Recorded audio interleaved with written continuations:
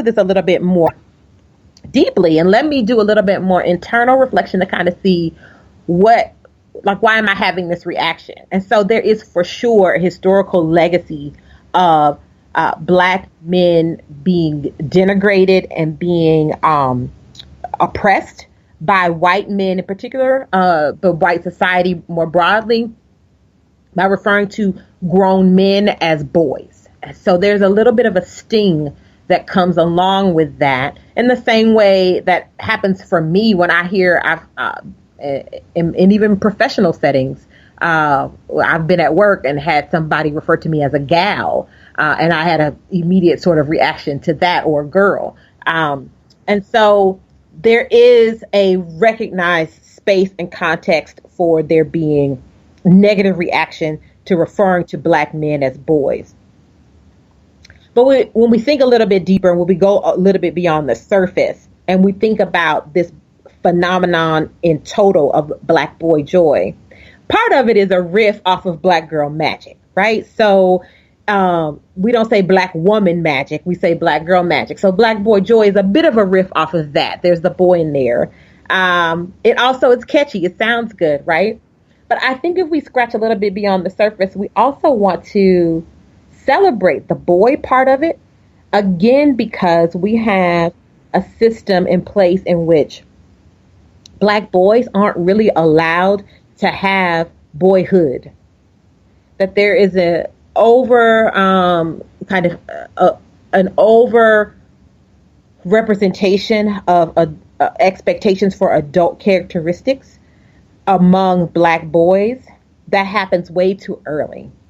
And part of why we have this experience of angry Black men is because a lot of times their boyhood, their childhood has not been theirs to fully experience. So, I'm sorry. Yeah, go ahead. I was going to say, I just need to throw something in real quick. So I hear this, but I think, so as I'm thinking about this, there's a couple of points that are coming to my mind. I'm going to say I understand oppression intimately on several levels, as we all are aware. But so I understand why it's important to claim the term man, and I think my man Cedric the Entertainer said it the best when he said, I'm a grown ass man, that kind of thing. And it's true. That's how I feel sometimes when people say things to me and I'll look like I'm a grown ass man, that kind of thing. So I get that.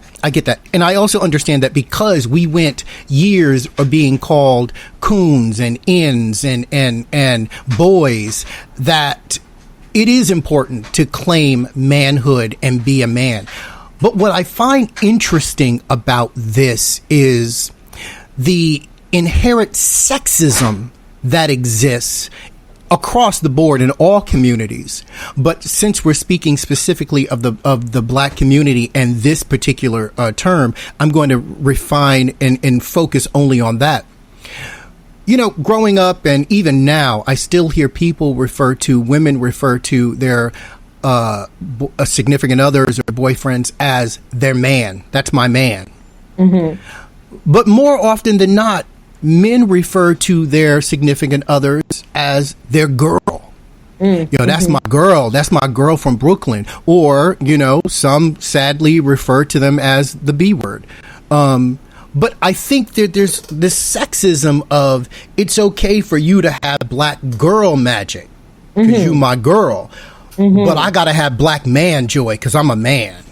Right. I think we got to move past that. Like, we have to move into what the term really means, what it represents. And I think you hit the nail on the head when you said celebrating the boy, because so many of us never get to celebrate the boy inside of us. We become a man too soon, but often we don't know what being a man really means. So we lose that joy. We lose that peace, that foundation that allows us to actually navigate through this world of treachery and people constantly telling you you're less than, you don't deserve, you should be, you're not, you're this statistic, this is all you're ever going to amount to. I think by going back and reclaiming that as a boy, that's how you become the man. But don't try to just be a man because you there. That's not how it works. Exactly. And so I love this part of the conversation, because I think just using the term Black boy joy is a disruption of these strict boundaries of Black masculinity. And Black masculinity has become associated with this like really limited idea of quote unquote manhood, and right, this hardness, this lack of emotionality, this inability to be joyful, this lack of playfulness, right? And that's psychologically, that's damaging. Absolutely. Right? Because that is not a reflection of the entire human experience. The human experience is complex and ranges from anger to, from justified anger, right? With your comments about being marginalized and oppression, to being able to be playful and be joyful and have humor in life, to experiencing also vulnerability and sadness. And we just have not evolved as a society with regard to sexism, and then we want to intersect racism with sexism to allow Black men to have that full spectrum of humanity. And so that's why I think this Black boy joy thing is so brilliant, because it is saying we're pressing pause on this whole concept of this is how I have to be as a Black man, and I'm going to demonstrate that there's way more to me than the images that you have put up about who I am, and I'm not internalizing that anymore. And in fact, I'm going to go a step beyond that, and I'm going to experience the joyfulness in my life and put it on proud display.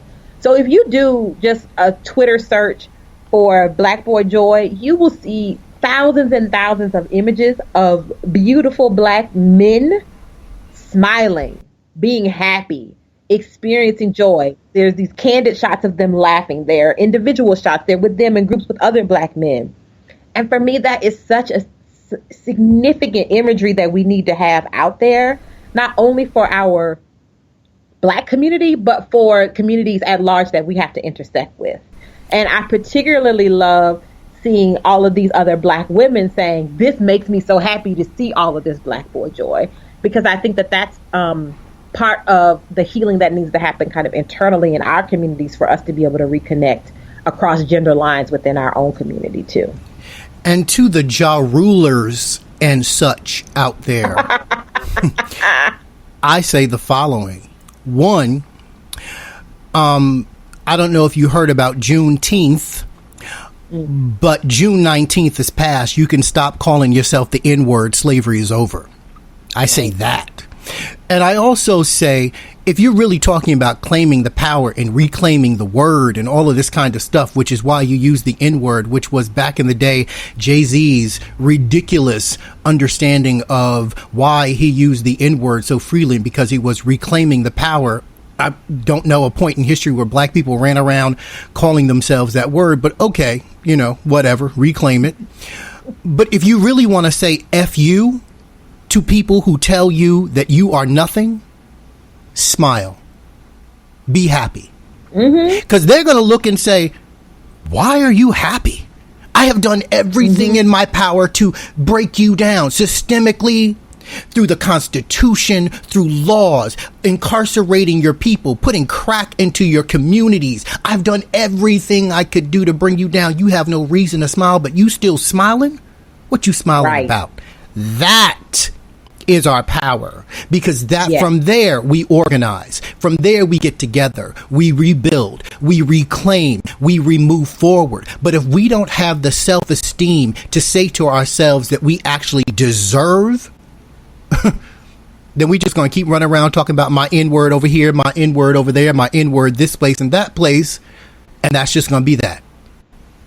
So there's this quote by Audre Lorde that I live by. So if you're not familiar with Audre Lorde, I encourage you to please get quickly familiar with her. She was a Black out lesbian poet, thinker, scholar.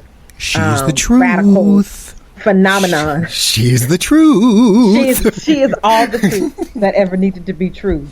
But she has this one quote that she's pretty well known by, and I live by it.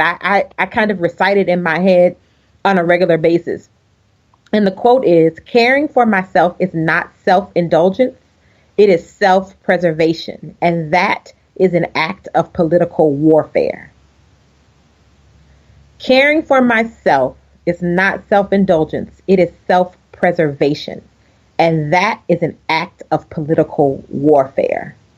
And that is what I think about this hashtag Black Boy Joy and the smiling faces, the exuberance, the joy. It is that thing that you just finished talking about, Tomas. It's that even in spite of all of what we are suffering and going through and have suffered and are fighting against and working towards, I still make space and time to celebrate me and to find joy and to find happiness for me, because it is my birthright. And in doing so, I am automatically subverting all the systems that you have set in place to set me up. And I honestly believe that when you come to the place where you can do that, have that conversation with yourself, stand in that level of confidence and affirmation, then you've reached the place where you can truly move forward, not just as an example for you, but an example for your community. Mm-hmm. You know, I agree. Young Black men especially need diverse, and I'm going to say this real slow so that everyone listening gets this, diverse role models of all different types, shapes, sizes, gender assignments and identifications, like just have all of the above. Growing up as a young Black man in a small town in Albany, ironic that it's the capital of the state of New York, but in Smallbany, as we call it up there. Yes, Lord. I'm Right. glad I got to escape from I the know clutches. that's right. The clutches, the bowels of doom and destruction. But one of the things that I remember growing up was looking at TV and looking for myself. Now, I was Black because I was told I was Black. I was different. I didn't know that to mean I was gay, but I knew I was different. And so I would look at people and I'd see a basketball player. Is that me? I'd see a musician. Is that me? A singer. I didn't see a lot of doctors and lawyers and various different things in the 80s. You know, a show like Scandal would have never been on TV. Shonda Rhimes would have never had her deal.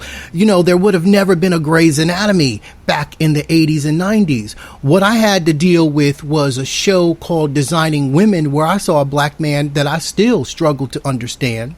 Bless his soul, though. Bless his soul, though. No tea, no shade. All tea, all shade. Shaq Taylor. We want to give a shout out to him. Shout out to you in heaven. So I looked at this brother and I said, this man is not me. You know, I remember when that whole Will and Grace came on. And you know they're getting ready to come back too, right? I don't know why, but I don't know. Oh, yeah. No, I know. That's another show in the fall.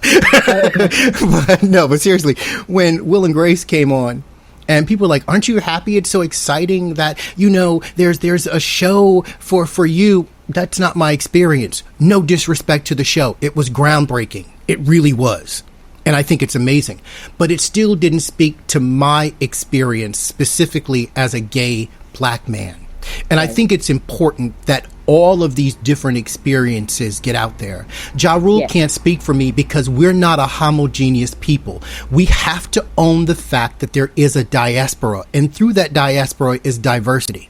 And one of the things I think Black Boy Joy does is acknowledge the fact that through our differences, our similarities, and what brings us together is our concerted effort and ongoing commitment to be the best version of ourselves that we can be. Well, say that, Tomas. Go on, say that. We have to own it. Like, we just have to own it. We can't allow anyone to define it for us. Exactly. And I think that's why I really feel like we're on the verge of some great things. I'm not at all ignorant to the many challenges, and that's an understatement, and concerning political changes that are happening in this country. But when I think about hashtag Black Boy Joy, when I see people like Chance the Rapper, not only his presence, but what he's doing with his status, the amazing things he's doing in his